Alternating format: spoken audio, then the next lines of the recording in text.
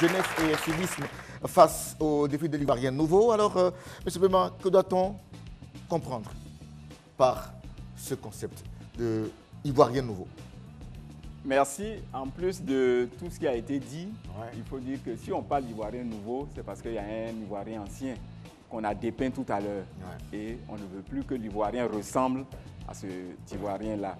C'est pourquoi nos jeunes aujourd'hui, ils doivent d'abord aimer leur pays, ils doivent accepter pour cela d'être formés au plan civique, moral et professionnel, de sorte qu'ils puissent participer, j'allais dire, à la construction de la Côte d'Ivoire, j'allais dire, pour nous permettre d'atteindre l'émergence d'ici 2020. 2020, on a encore à peine 2 ans, donc il nous faut y arriver. Et surtout avec ce public que je sens prêt à changer, ces jeunes. Voilà. Ouais. Nos amis sont très engagés, très déterminés. Alors, M. Bema, est-ce facile de reconnaître ce Ivoirien nouveau-là? Je veux dire, comment il doit se présenter quand on le voit venir? Est-ce qu'il y a des indicateurs pour le reconnaître? Il y a des pistes? Oui, on peut le reconnaître. On peut le reconnaître. D'abord, première chose, est-ce que cet Ivoirien-là respecte nos institutions et les autorités qui incarnent nos institutions? On voit aujourd'hui, qu'est-ce que nous constatons? On brûle souvent des préfectures, des sous-préfectures, des mairies. On s'attaque à des policiers, à des gendarmes. Et cet Ivoirien-là, également, au niveau de son portrait, c'est celui-même qui respecte les biens publics. C'est celui qui montre qu'il a un dévouement pour sa nation, à travers, par exemple, des actes de volontariat ou de bénévolat. C'est-à-dire où, à la fin, il n'attend pas en retour un paiement ou, j'allais dire, une quelconque récompense. Et enfin, c'est celui qui respecte nos symboles de la République. Je voudrais simplement dire que ces symboles sont au nombre de 5. Le premier, c'est notre drapeau, que nous appelons notre emblème national, orange, blanc, vert, en bande verticale d'égale dimension. Le deuxième, c'est notre hymne national, la biganaise. Le troisième, c'est notre devise, comment faire pour être unis, disciplinés, c'est-à-dire respecter les règles que nous avons établies et enfin, travailler pour construire la Côte d'Ivoire.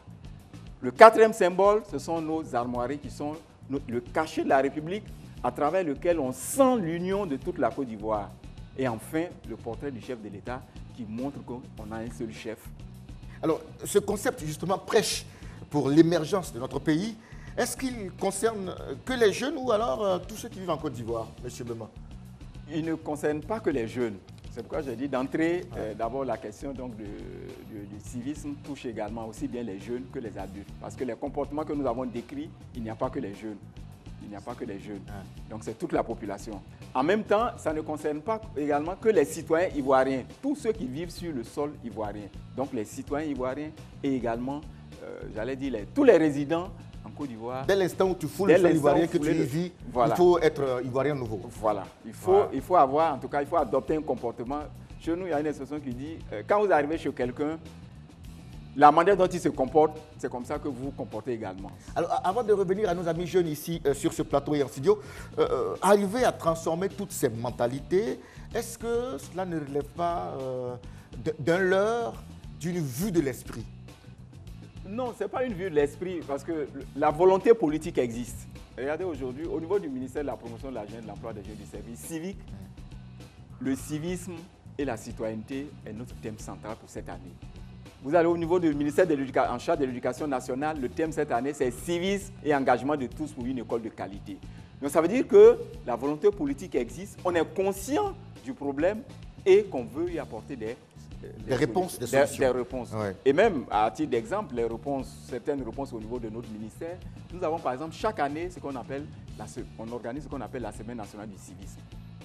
La Semaine nationale du civisme, qui est une activité ponctuelle qui permet pendant 5 jours dans une région donnée, entre parenthèses en 2017, nous étions à Bouville, parce que je sais qu'on va me poser la question, mais tout est à Abidjan. On était à Bouville, on a fait Gagnon, etc.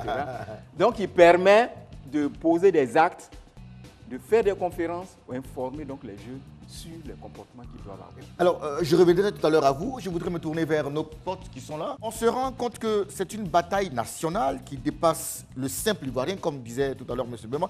Alors, le goût de l'effort, le travail, la discipline, le respect de nos institutions. Estimez-vous que toutes ces valeurs avaient disparu, avaient foutu le camp? On va dire ça comme ça. Oui. Pour ma part, ces dispositions sont toujours là, mais c'est un problème d'éducation en fait. Un problème d'éducation. Je pense que ce domaine-là émane des parents. Ils doivent vraiment, dès le bas âge, comme l'a dit le monsieur, ils doivent éduquer les enfants sur la façon de d'abord s'exprimer, se comporter en société et vivre une bonne vie. Ouais. Personnellement, pour moi, je pense que ces valeurs-là ne sont pas vraiment tombées en désuétude, je devrais dire. Ces valeurs-là sont en quelque sorte à l'intérieur de nous. On les a, mais c'est juste que la mise en application n'a pas encore été faite. Mais on attend quoi pour baisser l'application? Si tu penses Exactement. Oui, c'est en nous, mais ça fait quoi en nous? Si on ne s'en sert pas, il faut s'en débarrasser ou pas? Quand on part du constat depuis les années chaudes, les heures sombres de ce qui s'est passé en 2011 et autres, on se rend compte que ces notions de civisme et autres ont fini par disparaître.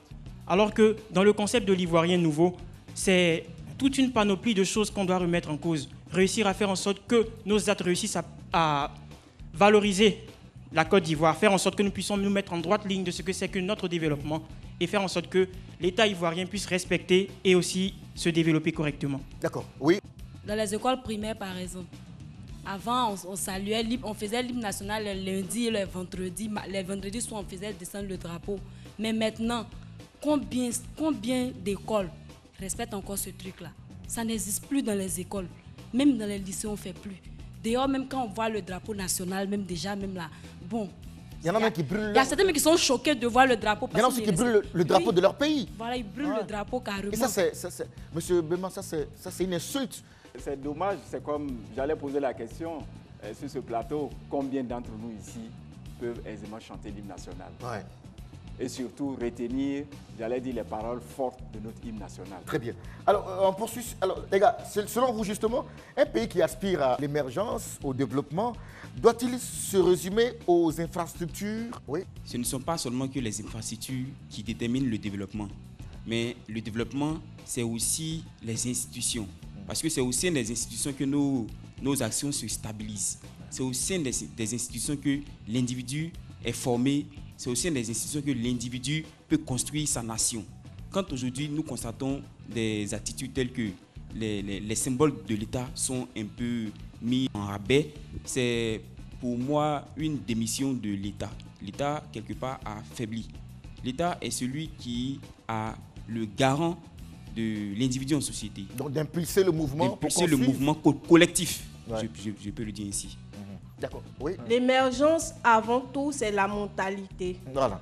Puisque la mentalité, c'est la base de toute chose. À quoi ça servira d'avoir des bâtiments et avoir des jeunes qui, au moins, coup de colère, s'attaquent aux infrastructures. Pour moi, la base, c'est la mentalité. Elle le dit si bien. Donc, à ces structures physiques, il faut ajouter des structures mentales, n'est-ce pas? Oui, allez-y, oui. Tout à l'heure, nous avons parlé d'incivisme. Pourquoi il y a un civisme dans la société? C'est parce que ces personnes sont frustrées. C'est parce que ces personnes ont des préoccupations, ces personnes ont des problèmes. Mais il faut se joindre, il faut rentrer, il faut aller au cœur de la société, comprendre les fléaux, les problèmes qui minent la société, afin d'y remédier. Il y a plusieurs personnes qui ne travaillent pas aujourd'hui dans notre société ivoirienne et cela constitue un problème majeur. Alors, M. Bema, maintenant, je m'adresse à vous. On vous donne rendez-vous à 10h et puis vous vous amenez à 11h.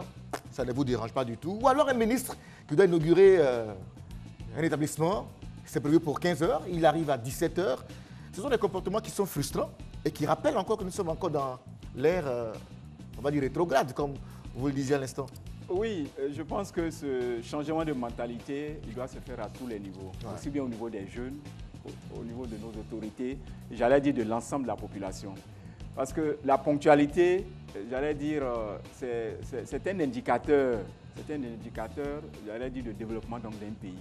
Vous ne pouvez pas donner rendez-vous à des gens à 10h et puis vous amener à 14h. Et puis ça ne vous dit rien. Ça ne vous dit rien. Ou bien même ne même pas venir. Ouais. Donc, vous voyez, l'assiduité, la ponctualité, ce sont, j'allais dire, des éléments qui doivent pouvoir caractériser, par exemple, le comportement de nos étudiants, le comportement de nos autorités et j'allais dire de l'ensemble des travailleurs de ce pays, qu'ils soient fonctionnaires ou dans le secteur privé.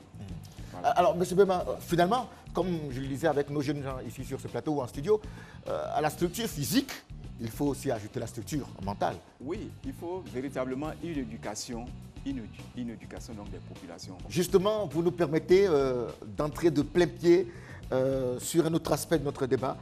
En quoi est-ce que l'incivisme peut constituer justement un danger, un obstacle à l'émergence d'un pays?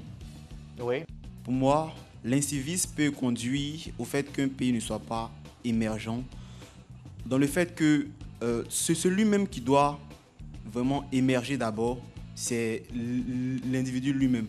Parce qu'il y a une citation qui dit que un homme sage, ce n'est pas celui qui a parcouru beaucoup de villages, mais c'est celui-même qui a effectué un voyage au plus profond de lui-même. Donc si cet homme-là vraiment a changé au plus profond de lui-même, a pu vraiment changer sa mentalité, a pu vraiment comprendre et a pu être ce personnage tel qu'il est décrit par l'hymne national, je pense qu'on pourra vraiment atteindre l'émergence. Ouais, d'accord, ok. Juste à côté, oui. Pour moi, ça peut porter un frein. Je vais prendre tout simplement un exemple. Par exemple, lorsque les élèves ou les étudiants se mettent en colère et se mettent à casser des bus et autres, on va acheter encore, ce sont des biens de l'État. On va recommencer à acheter encore de nouveaux bus pour mettre ça à la circulation des Ivoiriens. On recommence à perpétuité et on n'avance pas en réalité. Donc, c'est vraiment un frein. Il faudra qu'on change de mentalité, qu'on avance et que, comme mon ami l'a dit, on change intérieurement. C'est vraiment important. Allez, deux avis là. Monsieur, allez-y. Pour moi, l'incivisme peut être un frein à l'émergence d'un pays, en ce sens que, quelle que soit la politique qui va être mise en place, quel que soit l'environnement dans lequel l'individu lambda ou l'étudiant est appelé à se prononcer, tant que lui-même, personnellement, il n'aura pas intégré dans sa façon de faire ou de vivre certains éléments, quel que soit son environnement, il constituera, quel que soit l'endroit où il sera, un blocage au développement, à l'émergence donc de cette société en question. Derrière, oui. Pour moi, l'incivisme peut être un obstacle au développement du pays, en ce sens que l'incivisme, d'abord, nous avons défini tout à l'heure que c'est le fait qu'un citoyen ne puisse obéir aux règles de la société. C'est-à-dire quoi? Avoir une sorte de violence. Si la personne elle-même qui doit développer le pays, qui doit être à la base du développement, ne se soumet pas aux règles rigides dans la société, le pays ne peut pas avancer. Très bien. Amis jeunes, mesdames et messieurs, marquons une pause pour revenir sur la même question. En quoi est-ce que l'incivisme peut être un frein ou un blocage, bien sûr, donc, pour atteindre, n'est-ce pas, l'Ivoirien nouveau? On y va.